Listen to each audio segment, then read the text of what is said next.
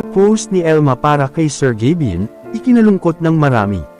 Maraming netizens ang nalungkot at nabahala matapos mapansin ang mga ibinahagi at ni-repost ni Elma sa kanyang TikTok account.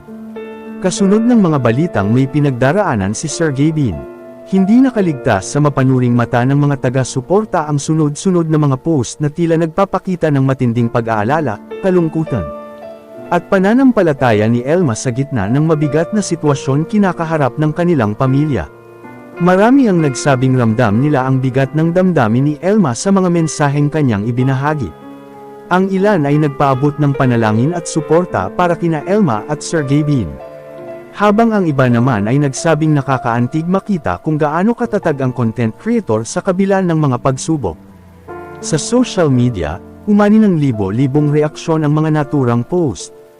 Maraming netizens ang hindi napigil ang maiyak at makisimpatya matapos mabasa ang mga makahulugang mensahe, na tila sumasalamin sa tunay na nararamdaman ni Elma sa kasalukuyan. Patuloy din ang pagbuhos ng mga mensahe ng pag-asa mula sa kanilang mga tagahanga, na umaasang malalampasan ng pamilya ang mabigat na yugto ng kanilang buhay. Sa gitna ng pag-aalala ng publiko, doon na napansin ng marami ang mga TikTok videos na ni-repost ni Elma. Kabilang dito ang mensaheng, "God said, I have heard your prayer, I have seen your tears, surely I will heal you."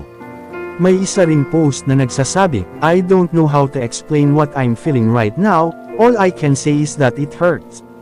Everything hurts, my heart feels so heavy that all wanted is cry, I want to rest but I don't know what rest I'll take." Samantala, isa pang video ang naglalaman ng panalangin na, "Lord, pwede ko po bang idaan sa tula yung mga bagay na gusto kong hilingin sa iyo? At kung pwede sana ikwento ko na rin sa iyo kung kamusta na nga ba ako at kung paano ko hinaharap tong mundong ito." Dahil dito, mas lalong nadama ng maraming netizens ang kalungkutan at pag-aalala na pinagdaraanan ni Elma. Marami ang nagsabi na bagamat hindi siya direktang nagsasalita tungkol sa kanyang nararamdaman, malinaw umano itong naipapahayag sa pamamagitan ng mga mensaheng kanyang ibinabahagi. May ilan ding nagsabing ang mga naturang repost ay nagpapakita ng kanyang matibay na pananampalataya at pagkapit sa Diyos sa kabila ng mga pagsubok. Samantala, patuloy pa ring nananalangin ang kanilang mga taga-suporta para sa agarang paggaling at pagbangon ni Sergey Bin. Marami ang umaasa na sa paglipas ng panahon ay muling makikita ang kanilang paboritong content creator na masaya, malakas, at patuloy na nagbibigay ng saya sa milyon-milyong Pilipino. Sa ngayon, nananatiling matatag sina Elma at Sergey Bin, habang patuloy na umaasa at nananalig na malalampasan nila ang lahat ng ito ng magkasama.